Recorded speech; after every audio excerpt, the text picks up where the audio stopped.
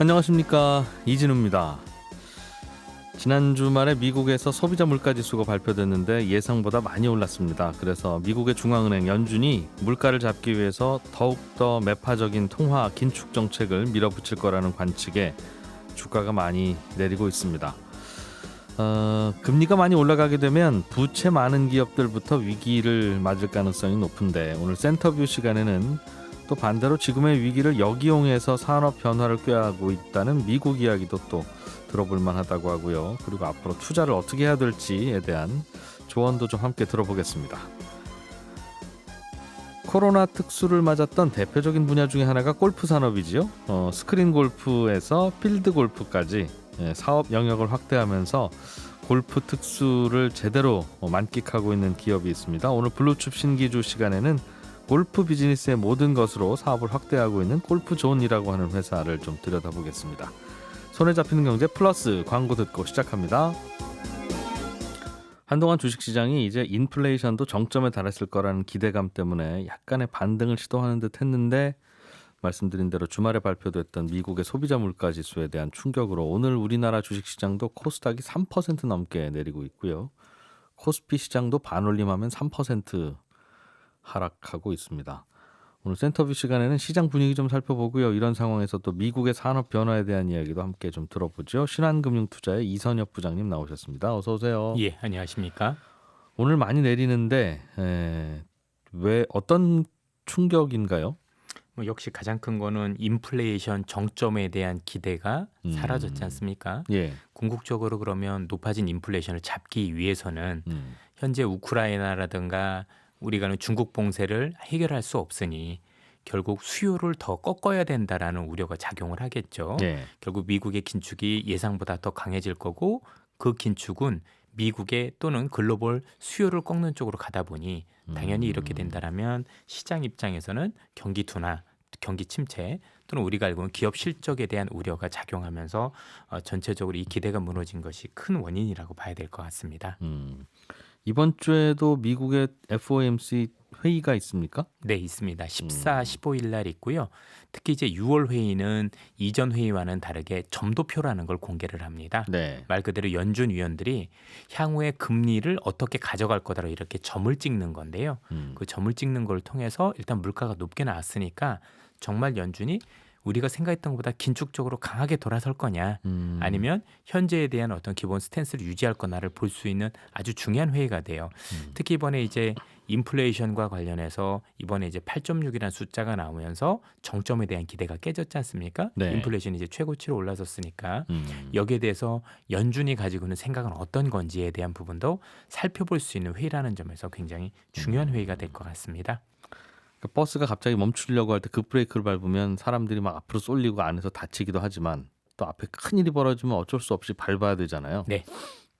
비슷한 상황으로 보나 봐요. 그러니까 물가라고 하는 큰 사고에 대응하기 위해서는 경기가 좀 무너지더라도 버스 안에서는 여러 가지 사고가 발생하더라도 그냥 브레이크 밟겠다라는 게 연준의 생각일까요? 그렇게 봐야 되겠습니까? 현재는 조금 그렇게 생각을 하셔야 될 것 같은데, 기존에는 조금 기다린 부분도 없잖아 있다라고 보여집니다. 아무래도 지금 금리를 올린다고 해서 유가가 빠질 것도 아니고, 금리를 올린다고 해서 우크라이나 전쟁이 끝나지 않는다라는 점이 있다라고 볼 때 예. 연준 입장에서도 굉장히 현재 시장을 놓고 보면 정책을 쓰기가 굉장히 어려웠을 거라고 보여지는데요. 이제는 시기적으로 여기서 우크라이나 전쟁이 끝나기를 기다리는 것도, 중국 봉쇄가 끝나는 걸 기다리는 것도 어려워진 상황이다 보니 예. 이제는 쓸 수 있는 카드, 즉 일부 경기를 훼손해서라도 할 수 있는 카드를 직접적으로 드러내야 되고, 더 문제는 최근까지 연준이 시장에 대한 신뢰를 많이 잃었지 않습니까? 예. 결국 인플레 대응에 대해서 굉장히 미온적이었다라는 얘기들이 많이 나오고 있는데, 이번 회의를 통해서 그 미온적이었던 태도가 바뀌면서 신뢰를 찾아갈 수 있을 것인지 굉장히 중요한 포인트가 될 것 같고요. 네. 지금 말씀하신 것처럼 미온적인 태도를 벗어나서 인플레를 잡겠다는 강한 의지를 보여주는 것 자체는 시장에는 또 불편한 이슈입니다. 그만큼 긴축에 대한 강도를 높이게 됐다는 얘기가 될 수 있으니 예. 이로 인해서 받을 수 있는 시장의 부정적인 영향은 사실 지금 무시할 수 없는 거다라고 봐야 될 것 같아요. 연준이 미온적일 때도 시장은 별로 기분 안 좋아했고, 연준이 이제 미온적이지 않고 좀 제대로 하겠다고 해도 두려워하고, 이거 참 또 어떻게 해야 될지 모르겠네요. 그래도 미온적이었을 때는 예. 미온적이었을 때보다는 더 강하게 나은 게 음. 미온적이면 그럼 나아질 거냐 보면 투자자들이 볼 때도 그렇고 누가 볼 때도 예. 그런다고 해서 우크라이나 사태가 해결된 것도 아니고 중국의 봉쇄가 해결된 것도 아닌데 연준이 저래도 되나라는 시각이 있어서 오히려 신뢰가 없었었는데요. 오히려 이렇게 강한 스탠스를 통해서 잡겠다는 의지를 제대로 보이면 단기적으로는 어려워질 수 있습니다. 그런데 조금 더 긴 시기를 바라보면 오히려 이게 지금은 어렵지만 조금 더 앞에 놓으면 더 나을 수 있는 상황이 될 수 있기 때문에 시장에서는 은근히 어차피 이미 맞은 거 조금 더 어렵다 하더라도 그래도 연준이 제대로 잡을 수 있다라는 신뢰를 회복하는 게 굉장히 중요한 게 아닌가라고 물가를 이제 생각도 해볼 수 있을 것 같아요. 그러니까 물가가 계속 오르면 저것 때문에 연준이 금리를 올리겠지 걱정만 계속하니까 차라리 그냥 물가를 잡아라. 금리를 올려서 빨리 끝내자 하는 얘기인가 봐요. 예, 그렇습니다. 왜냐하면 지금 단순히 오르고 있는 것뿐만이 아니라 사실 시장에서 제일 중요한 건 앞으로도 물가가 지속적으로 오를 겁니다라고 하는 그 기대 인플레이션이 더 무서운 건데요. 예. 이 기대 인플레이션을 단기에 꺾지 못하면 아주 초장기간으로 가는 경우들도 대단히 많습니다. 예. 그래서 이 장기간으로 가지 않게 연결고리를 끊기 위해선 어쨌든 지금 상황에서는 그래도 연준이 신뢰를 회복하고 물가를 잡을 수 있어. 그러면 향후에 이 현재 진행되는 인플레이션은 예. 이제 곧 끝날 거라는 어떤 기대가 형성이 돼야 되거든요. 그러려면 지금 상황에서는 조금 뭔가 액션이 좀 필요하지 않느냐. 물론 실제 액션을 할지 안 할지는 이번 회의에서 좀 지켜봐야 되겠지만 투자자들은 이왕 이렇게 된 거 이제부터는 신뢰를 찾아야 되는 좀 더 강한 대로 예, 지금 그거를 좀 주문하고 있을 수도 있다라는 금리 빨리 보여지네요. 올려라 차라리. 그렇습니다. 금리가 빨리 올라가면 안 그래도 어려운 사람들은 부채 갚아야 될 이자도 늘어나고 등등 하면서 더 어려워질 텐데 그러면 또 어떤 일이 벌어질까요? 뭘 좀 걱정해야 되겠습니까? 지금 시장에서 걱정할 수 있는 부분은 크게 두 군데라고 보여집니다. 당연히 금리가 오르면 부채가 많은 곳이 터질 텐데 예. 이제 글로벌 시장마다 많이 다르지만 미국 같은 경우는 지금 흔히 얘기하는 빅테크 관련 기업 중에서 중소형주들 같은 경우는 지금 돈을 벌지 못하고 있는 기업들이 굉장히 많아요. 꿈 많던 적자 그렇습니다. 기업들. 예. 또는 이제 스타트업 기업들, 비상장 기업들 이런 기업들이 굉장히 타격이 심하지 않을까라고 생각을 하고 있고요. 두 번째는 여기보다 사실 우리가 우려해야 되는 곳은 전 유럽이라고 보고 있어요.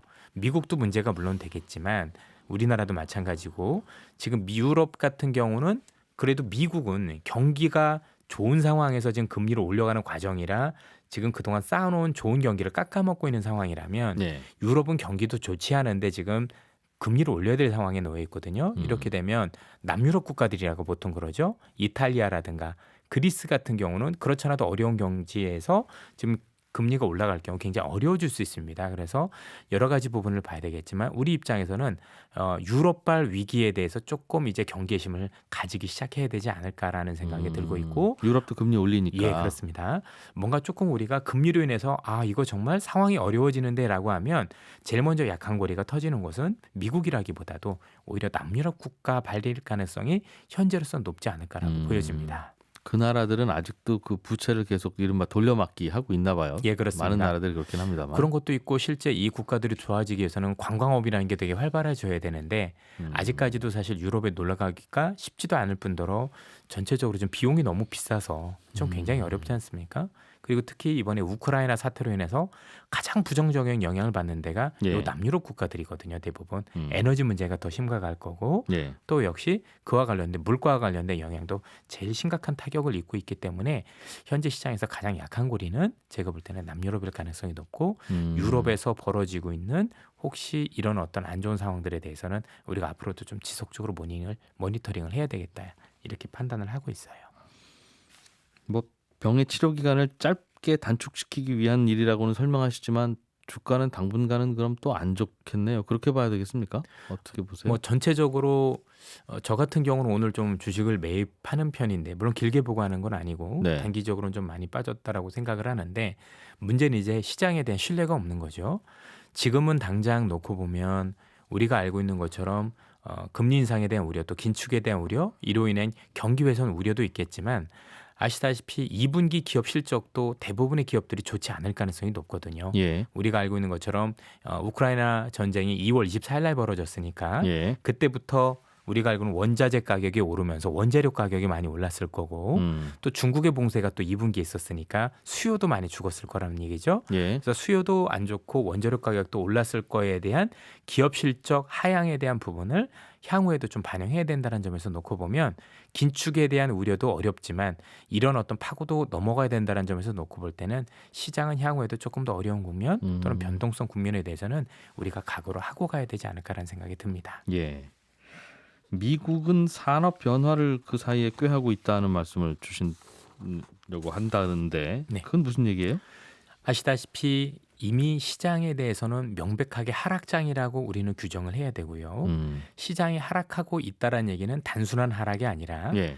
그동안 10년 이상을 이끌고 왔던 미국의 성장 동력이 사실 꺼지고 있음을 뜻합니다. 지금 시장에서 중요한 건 미국의 경기 침체만큼이나 네. 향후 미국의 경제를 어떻게 이끌고 나갈 거냐도 굉장히 중요한 이슈가 된다라고 보여지는데 지금 우리가 알고 있는 빅테크 관련 기업들에 대한 성장을 더 이상 미국에서 용인하기는 쉽지는 않습니다. 그렇다고 이 산업을 죽이자라는 건 아니고요. 일정 부분 이 산업을 좀 쿨다운 시킬 필요가 있다라고 보여지는 게 이 사업은 잘 아시다시피 결국 유동성을 풀어줘야 좋은 사업이기도 하고 더 문제는 현재는 이 사업들이 잘 아시다시피 양극화의 주범이기도 했습니다. 빅테크라고 하면 예를 들면 어떤 회사들이 빵이라고 보통 하는 애들이겠죠. 애플, 뭐 구글. 애플 뭐 이런 기업들, 예. 예, 아마존도 마찬가지일 거고요. 왜냐하면 이 기업들이 가지고 있는 독점화 구조가 굉장히 예. 크기 때문이긴. 네, 이런 기업들에 대해서 이미 중국도 공동부유라는 이름으로 규제를 했었고 한국도 네이버, 카카오를 규제했던 그런 경험들이 있을 겁니다. 예. 그럼 미국도 이런 것들에 대한 고민이 있을 텐데 자 그럼 이 산업이 죽는다라고 보면 현재보다 안 좋아진다라고 보면 그걸 대체할 만한 상황이 필요하다라고 보여질 텐데 그런 그 상황을 위해서는 새로운 성장 동력이 필요한데요. 네. 현재 미국 시장에서는 이런 상황을 극복하기 위해서 제조업 부활을 통해서 꺼져가는 제조업 부활을 통해서 일정 부분 상쇄하고자 하는 거죠. 참고로 미국의 제조업은 전체 GDP에서 차지하는 비중이 1980년도 기준 25%였다가 예. 지금 극단적으로 낮은 11%까지 내려와 있습니다. 다들 밖으로 나가고 인건비 올라가고 하니 잘 안 되겠죠. 세계화 때문에 예. 세계화 때문에 공장들을 다 밖으로 예. 내버렸던 건데 결국 미국이 이 우리가 알고 있는 양극화를 해소하려면 바꿔 얘기해서 중산층이라는 계층을 올리고 안정적인 우리가 일자리를 창출하려면 첨단 제조업이라고 불리는 제조업을 미국 중심으로 꾸려야 된다라고 보여지고 이를 위해서 미국 많은 노력을 하고 있다라고 보시면 될 것 같은데 조금 아이러니하게도 현재 벌어지고 있는 우크라이나 사태를 일부 이용하고 있는 모습들도 보여집니다. 그게 무슨 말이죠? 우크라이나 사태가 상당 부분 길어지면서 예. 미국과 러시아가 단순 사이가 안 좋아지는 관계가 아니라 우리가 알고는 신냉전 이런 얘기들이 많이 나오고 있지 않습니까? 완전히 원수지간 된다는 그렇습니다. 얘기죠. 예. 이렇게 되면 미국 입장에서 굉장히 우리가 예상치 못한 산업들이 굉장히 수혜를 봅니다. 그런데 이 산업에 대한 수혜가 일시적이지 않다라는 거죠. 대표적인 게 셰일가스가 되겠습니다. 왜냐하면 현재 유럽이 러시아한테 에너지를 독립하겠다라는 정책이 리파워 EU란 정책인데 이 리파워 EU란 정책 안에서 물론 가장 크게는 신재생 에너지를 더 늘리겠다라는 것도 있지만 현재 러시아에서 수입하고 있는 가스를 미국과 카나다 아니면 또는 노르웨이 같은 국가로 다변하겠다는 얘기가 있어서 앞으로 유럽은 이 가스에 대한 수요를 미국에서 많이 사올 거라고 보여지는데 네. 이게 우리가 알고는 셰일가스라고 셰일가스. 보시면 될 것 같고요. 예. 또 재미있는 게 1990년도 이후 유럽은 방위비를 1990년도 대비 지금 한 70%까지 줄였어요. 사실상 무장 해제 상태라고 보여지는데 네.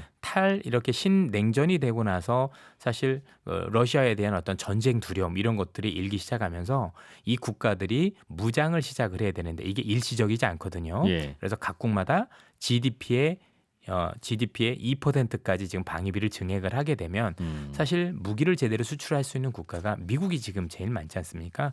그래서 미국의 방산 산업도 새로운 수출 산업 중심으로 좋아질 수 있다. 이렇게 보셔야 될 것 같고 최근에 보셨는지 모르겠지만 나토가 그동안은 우리가 옛날에는 바르샤바 조약기구라는 기구를 막는 전쟁 어떤 그 연합체였는데 예. 최근에 보면 중국까지 거기다 포함하겠다라는 얘기를 많이 하고 있죠. 가상의 적으로서. 예. 결국은 이렇게 되면 새로운 어떤 공급망과 관련된 이슈가 생길 수 있어서 미국으로 공장을 많이 옮겨올 수 있는, 왜냐하면 안보 이슈가 있기 때문에. 예컨대 뭐 중국의 공장에 있는 미국 기업들 같은 경우 이제 불안하잖아요. 자꾸 사이가 안 좋아지면 예. 내가 여기서 계속 사업을 해야 되는지.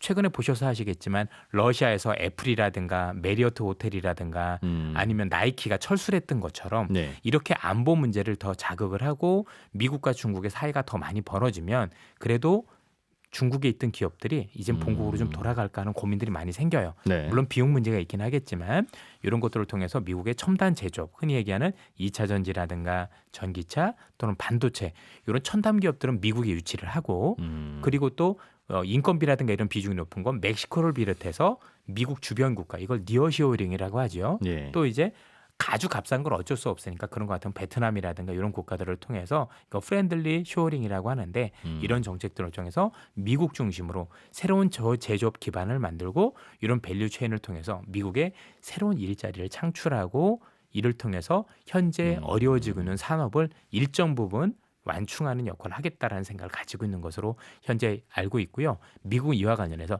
공식적으로 발표를 했습니다. 미국 백악관에서 경제 그 관련한 이런 거에서 미국의 신산업 정책이라는 정책을 발표를 했고요. 이게 제조업이라는 걸 공식적으로 미국 백악관이 발표를 했기 때문에 이게 이제 정책적으로 얼마나 효과가 있을지, 얼마나 산업적으로 탄력이 받을지 알 수 없으나 현재 미국은 방향은 결정을 했고 이 방향의 결정에 따른 부분들이 얼마나 현실화되고 가속화될 수 있는지 여부, 우린 이걸 좀 지켜봐야 될 필요가 있을 것 같아요. 이게 미국이 의도한 바까지는 아니겠습니다만 러시아 우크라이나 전쟁이 미국 입장에서는 오히려 어찌 보면 기회일 수도 있다는 뜻이네요. 예, 경제적으로만 그렇습니다. 보면. 미국은 분명히 위기를 기회로 만든 건 분명해 보이고 이로 인해서 미국이 잃은 것도 많지만 인플레이션이라는 굉장히 안 좋은 어떤 사례도 남기지만 사실 또 다른 부분에서는 또 얻은 것도 굉장히 있다라는 점들은 우리가 분명히 인식을 해야 될 것 같고요. 미국으로 제조업이 네. 다시 돌아오는 명분이 생겼다. 네. 그러면 셰일가스도 그동안에는 환경 문제 때문에 안 캐고 이제 풍력 태양광으로 간다는 게 미국의 방침이었는데 바이든 정부에 다시 셰일가스는 캐는 쪽으로 바꾸는 겁니까? 그렇지는 않더라고요. 실제 이제 셰일가스 기업들을 저희들이 이제 그 모니터링을 최근 해봤더니 예. 셰일가스 기업들은 더 이상 투자는 안 하고 있고요. 이 높은 유가나 가스 가격을 즐기고 있을 뿐이었었습니다. 네. 실제 올해 미국의 셰일 기업 대표적인 게 옥시덴탈 페트롤리움이라고 워렌 버핏이 최근에 샀다라고 하는 기업을 네. 보면은 예. 불과 2년 전까지는 파산의 위협이 있었던 기업인데 최근에 벌어들인 현금이 지난 20년 동안 벌어들인 현금보다 많습니다. 어마어마하게 현금을 많이 쌓았고요. 예. 그러면서 배당하고 자사주 매입을 한 게 자기네들이 설비 투자하는 것보다도 54%가 많을 정도로 예. 지금 돈 잔치를 하고 있다. 주주들 위해서 하고 있다라고 보시면 될 것 같고 이 쉘 기업들이 투자를 하고 싶어도 못하는 이유가 뭐냐면 일단 장기 비전이 없어요. 바이든 대통령 대놓고 탄소 중립으로 가겠다. 네. 앞으로 이제 가스라든가 석탄, 석유 안 쓰겠다라고 얘기를 했는데 거기다 대놓고 이 기업들이 투자를 할 리가 없을 거고요. 일단 전망이 부족하고 두 번째는 장비 가격이 너무 올랐어요. 그런 채굴 하는 장비가 50% 가까이 오르고 사람도 없으면서 이게 추가로 이제 우리가 채굴하기도 좀 쉽지 않고 거기다 환경 규제법이 굉장히 강합니다. 그러면 러시아 가스를 사서 쓰려고 했다가 못 쓰게 된 유럽은 미국 가스 쌓여 산다고 했었는데 네네. 미국이 그렇게 못 캐내면 유럽은 어떡합니까? 유럽은 계속 어려워지겠죠. 그래서 지금 유럽 같은 경우는 나오고 있는 게 가스 오연료 배급제 예. 이런 얘기들도 나오고 있고 앞서 말씀드린 리파워 EU 안에는 에너지 절약이 굉장히 크게 들어가 있어요. 그래서 궁극적으로 지금 시장에서는 이렇게 되면 오히려 11월 8일에 있을 미국의 중간 선거에서 네. 바이든이 장악하고는 민주당이 패배함으로 인해서 환경과 규제와 관련된 또 셰일가스와 관련된 규제가 완화가 되면서 미국이 증산할 수 있는 계기를 만들어야 되는 거 아니냐라는 예. 얘기들이 많이 나오고 있어서 지금 시장에서는 뭔가 유의미한 유가 하락은 요 11월에 있을 중간 선거에서 바이든이 패배하면 민주당이 패배하면 올 수 있지 않겠느냐라는 기대도 하고 있는 상황입니다.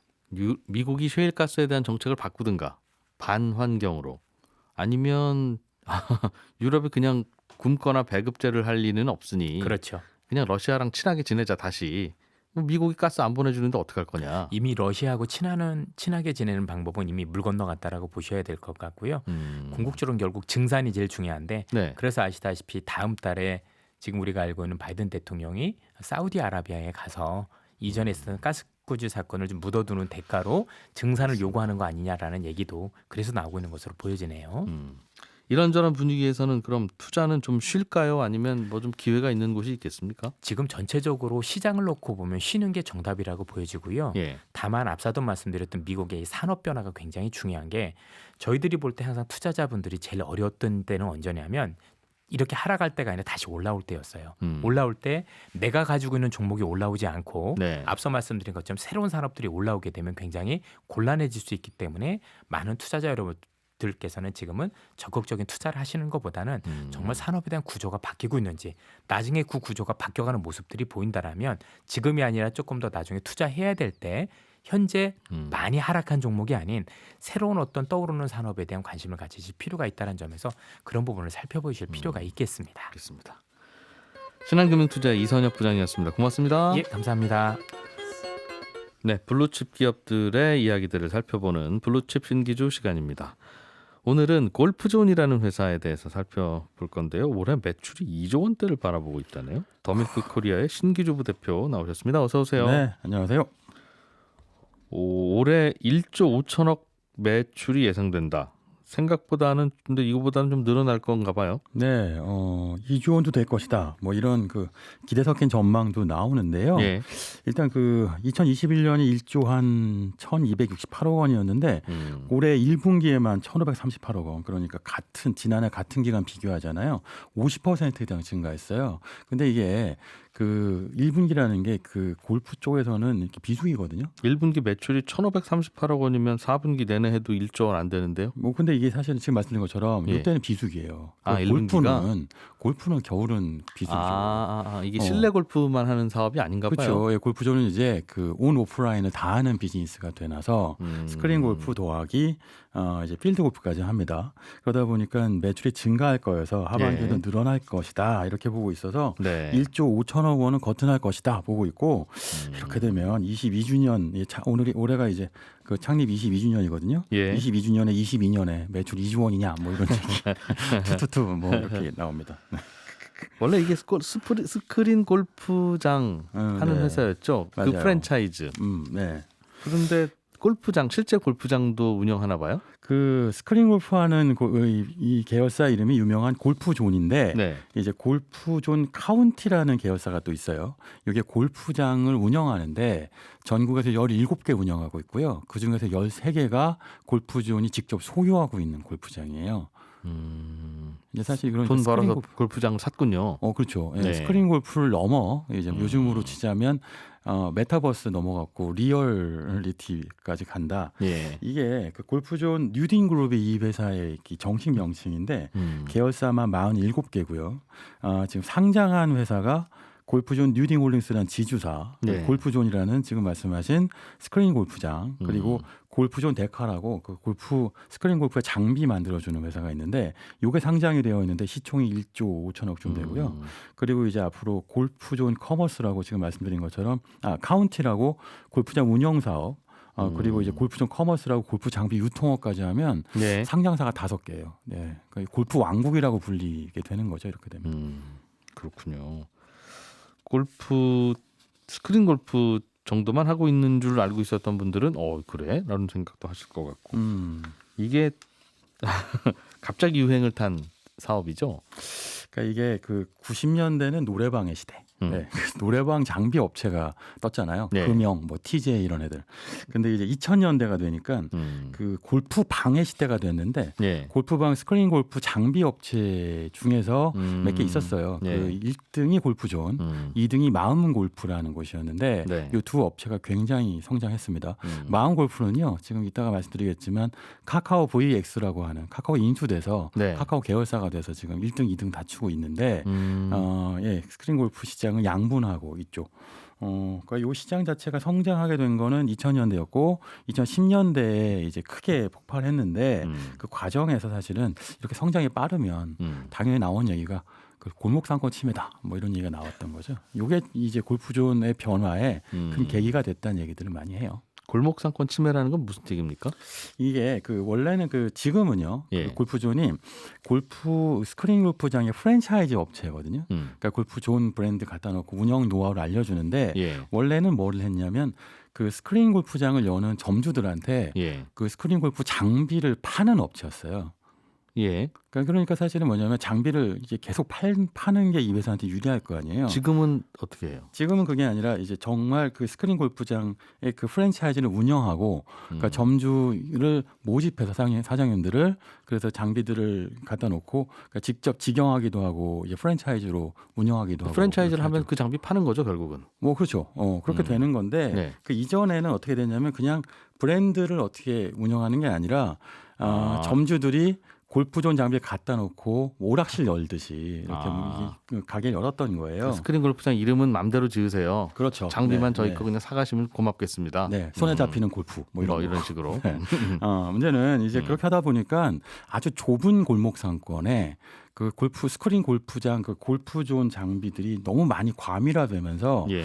이게 사실은 골프 입장에서는 좀 억울할 수도 있어요. 뭐냐면 우리 장비만 팔았을 뿐인데 좁은 골목 안에 골프존 브랜드를 단 스크린 골프장이 너무 많아진 거죠. 그거야 소비자들이 스크린 골프를 좋아하니까 생긴 일이지. 그게 사실은 2016년에 이 그 창업주인 김영찬 회장이 그렇게 이 말씀을 했는데, 근데 사실 그게 잘 먹히지 않았죠.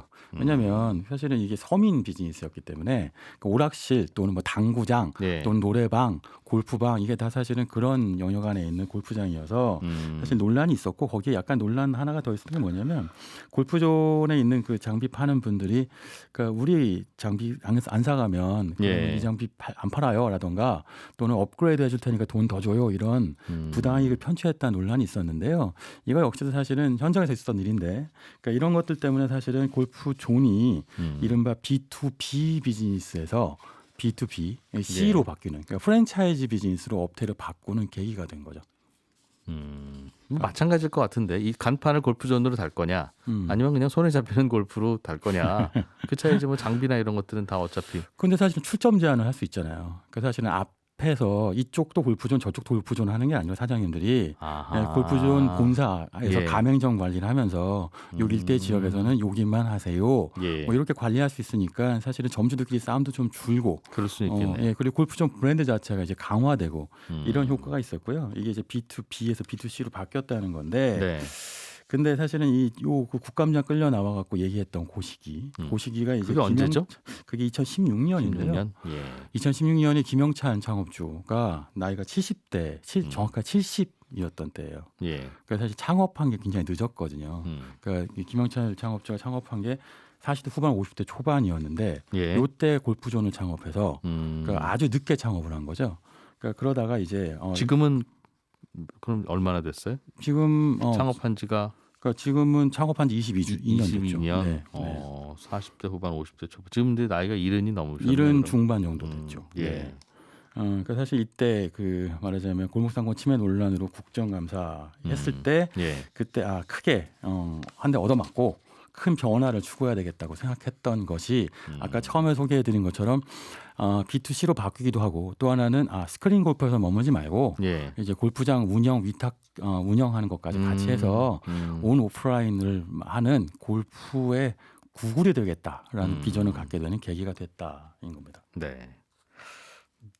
늦게 창업한 걸로 주목을 좀 받았나 보군요. 50대 초반, 뭐 40대 후반이면 창업을 할 나이는 아니지 않아?라는 우리의 선입견 이런 게 좀 네. 있긴 있죠. 네, 사실 가능하면 일찍 창업해라 뭐 이런 얘기가 있는데 네. 열에 아홉이 실패하니까. 근데 사실 굉장히 뒤늦게 창업을 했는데, 그러니까 이게 한국에서 이렇게 비유도 많이 해요. 한국의 레이 크록이다. 네. 그 맥도날드 창업자 중 레이 크록 있잖아요. 예. 레이 크록이 50대 이 맥도날드 형제를 만나서 창업한 게 굉장히 유명하고 책으로 왜 사업을 한다는 것이라는 책을 써서 뭐 소프트뱅크 손정희 회장, 뭐 유니클로 야나이다 다시 회장이 좋아한다 이런 얘기가 있는데 김영찬 회장 스토리도 굉장히 비슷해요. 원래 삼성전자 다니다가 골프에 뒤늦게 입문을 해서 요 시장이 된다고 판단했던 게 40대 후반, 50대 초반이었고, 근데 사실 문제는 시뮬레이션으로 스크린 골프 한다는 게 기술이 필요한데 네. 그 대전에 내려가서 카이스트 그 시뮬레이션 하는 그 엔지니어들하고 손을 잡아갖고 요 기술을 개발해서 유통하고 유통망 만들고 깔고 했던 게 2000년대 얘기였던 거죠. 아예 없었던 걸 그 만든 거군요. 그러니까. 2000년대에는 스크린 골프장이라는 건 존재하지 않았고 당시에는 그 고급 호텔 가면 거기에 가끔 있는 게 스크린 골프여서 한번 쳐본다 뭐 이런 거였는데 저도 이거 처음 나올 대중화됐죠. 때 네. 처음 나올 때 기억이 나요. 네. 저는 당연히 안 된다고 생각했습니다. 당연히요. 아니 골프는 좋은 바람 맞고 그저 야외 나가는 기분으로 하는 거지 공을 치려고 하는 게 아닌데 저분은 뭘 잘 모르는구나. 뭘 좀 모르셨네요. 네. 아니, 근데 저는 대부분 뭔가 크게 히트하는 사업은 네.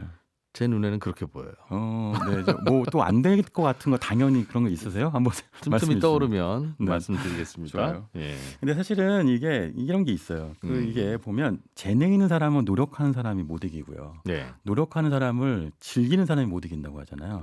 그러니까 즐기는 사람을 못 이긴다고 하잖아요. 그러니까 이게 김원철 회장은 골프를 정말 좋아해서 정말 스크린 골프에서 사람들이 그렇게 얘기하는 거죠. 바람 맞고 필드에 나가야 되는데인데 스크린 골프를 정말 그렇게 만들기 위해서 투자를 아끼지를 않아요. 그 왜 캐피털 익스펜디처라는 개념 있죠. 그러니까 말하자면 이 자본적 지출이라는 개념인데 네. 정말 쉽게 얘기하면 R&D 지출을 얼마나 많이 하느냐인데 그 골프존은 지금까지도 5%씩 하고 있어요. 예. 그러니까 정말 많이 하는 거거든요. 근데 그 대표적인 게 뭐냐면 왜 스크린 골프라는 게 보이기만 하잖아요. 네. 근데 필드에 올라가서 공을 치는 것처럼 플레이트 발판 자체가 기울어지는 시스템을 만들었는데 이게 골프존의 특징인 거죠. 약간 오르막 내리막에서도 치는 느낌을 네, 주게. 네. 예. 그러니까 정말 불편하게 만들어 주는 건데 그렇게 하는 것이 정말 필드 골프를 그대로 스크린 골프에 재현할 수 있다여서 이것 때문에 골프존이라고 하는 곳의 브랜드가 소비자들한테 굉장히 각인되게 됐었죠. 그렇군요. 요즘은 사업 확장을 어떻게 하고 있습니까? 그러니까 이게 말씀드린 것처럼 지금은 골프존이 스크린 골프 브랜드가 아니고 그러니까 골프 왕국이라는 표현인데 특히 예. 오프라인 골프장에 진출한 게 핵심인데 그 골프존의 창업주는 나이가 많고 이 후계자는 없어요. 아들은 이제 2013년부터 골프존 사업에 관여를 안 하거든요. 그러니까 이런 게 경우에는 어떻게 되냐면 그 사모펀드들이 와서 우리가 인수한 다음에 기업 가치를 올려갖고 되팔게요. 이게 바이아웃 전략이라고 하는 거잖아요. 바이아웃 전략으로 들어가기 쉬운데 그런데 이제 이때 MBK 파트너스라는 회사가 비슷한 관심을 갖고 이 골프존에 접근했다가 골프존의 야심이 크다는 걸 알게 되는 거죠. 골프존도 오프라인으로 가고 싶다 해서 MBK 파트너스라고 그 우리한테 가장 유명한 게 그 뭐 한미은행 인수했던 그 창업주죠. 김병주 회장이 한미은행 창업 그 인수를 해서 네. 비싸게 팔았던 경험이 있는데 그러니까 요 회사하고 합작을 해서 골프존 카운티를 만듭니다. 그래서 골프존 카운티를 갖고 그 전국에 있는 골프장을 13개 인수하고 지금 4개 위탁 운영을 해서 17개나 운영하는 네. 오프라인 회사까지 된 거죠. MBK 파트너스는 그럼 여기에 투자를 한 거예요? 처음에는 이 회사를 그냥 살려고 했다가? 네, 사실은 바이아웃 전형적인 전략인데 그러니까 그런데 그게 아니라 아예 투자를 해서 합작을 해서 이제 골프장들을 인수했는데 MBK 파트너스는 사실 아시아에서도 가장 알아주는 사모펀드니까 근데 일본에서도 아코디아 골프 클럽이라고 하는 그 골프장 네트워크를 회사를 운영하고 있어요. 여기도 사실은 지난해 팔았는데 그런데 9천억 원에 사서 4조 3천억 원에 팔았었죠. 그러니까 이런 걸 하려고 골프존에 접근했다가 같이 사업을 하게 된 겁니다. 그래서 시장을 지금 장악해 나가고 있죠. 일본도 골프장 가격이 많이 올랐나 보네요. 그렇죠. 일본도 사실은 골프 인구가 많이 증가한 상태고, 예. 그러니까 우리나라하고 비슷한 패턴을 보이잖아요. 한국과 일본의 이런 그 엔터테인먼트 문화 자체가. 근데 여기서 이제 한국에서 독특했던 게 골프장 가격이 확 떨어지는 계기가 있었어요. 그게 이제 언제요? 2016년에 그 김영란법이 시행됐죠. 우리나라에서. 네, 우리나라에서. 네. 골프 접대를 못 하게 되기 시작하니까. 맞아요. 네. 그러니까 그러면서 이제 이른바 회원제 골프장들이 그 옛날에 김영란법이면 그 골프비를 법인 카드로 끊어주고 뭐 이런 게 있었는데 네. 이제 그게 안 되게 되니까 회원제 골프장들이 이제 싼 값에 나오게 되고 부채 비율이 골프장 부채 비율이 4,000%가 넘어가는 곳도 있었다고 하더라고요.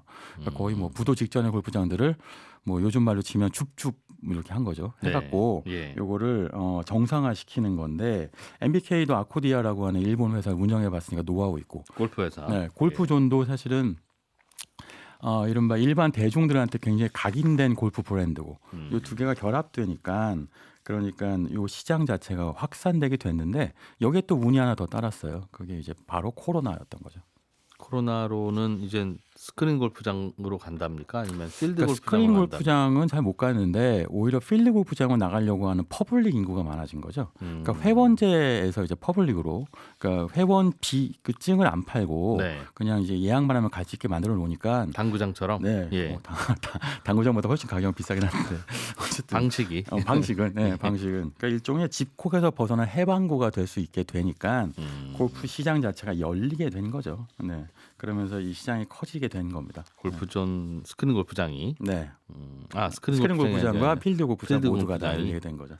그럼 앞으로는 필드 골프장에 더 많이 나가게 될 걸로 보십니까? 아니면 그냥 여행이나 다녀도 되지 뭐 이제라고 생각하고 잘 안 갈 것 같으세요? 여행 수요가 증가하고 있기는 한데요. 예. 지금 현재 그 특히 2030 MZ 세대한테 골프가 뭐 골린이라는 표현 들어보셨죠? 골린 네, 골프 어린이, 네, 주린이하고 비슷한 것처럼. 골프 초보자. 네, 골프 초보자. 예. 이런 게 유행하고요. 골프복 자체가 좀 예쁘다는 평가가 있어갖고 골프 웨어들 비중도 증가하고 있어서 이게 해외하고 좀 다른 양태로 이를 말하자면 유락 시장이 커질 가능성이 매우 높거든요. 그러니까 코로나에 한번 맛을 들인 거죠.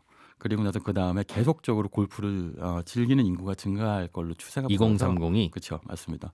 그러니까 원래 골프라고 하는 것이 되게 진지하게 치는 분들도 많잖아요. 내기도 골프 치기도 하고. 2030은 영끌에서 집 샀다고 하시던데 골프는 무슨 돈으로 열심히 잘 치십니까? 골프존이 싸게 해준다니까. 아니 그리고 저기 그 인생 한 번인데 집도 사고 골프도 치고.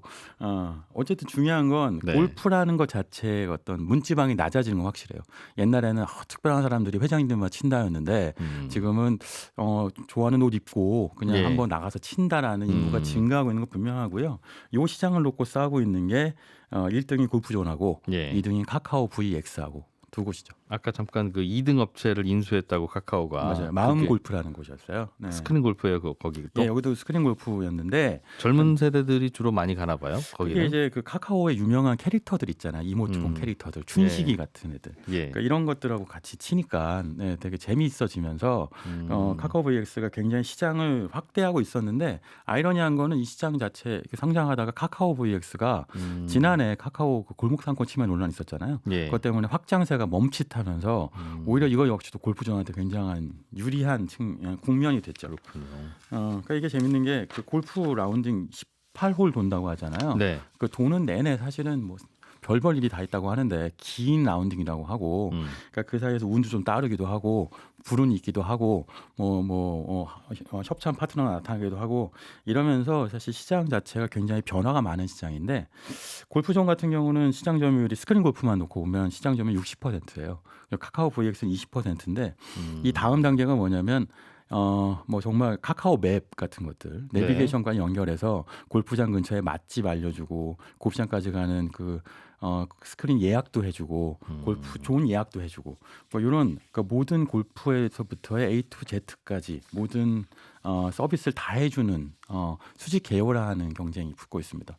양쪽 두 회사가 다. 맞습니다. 네.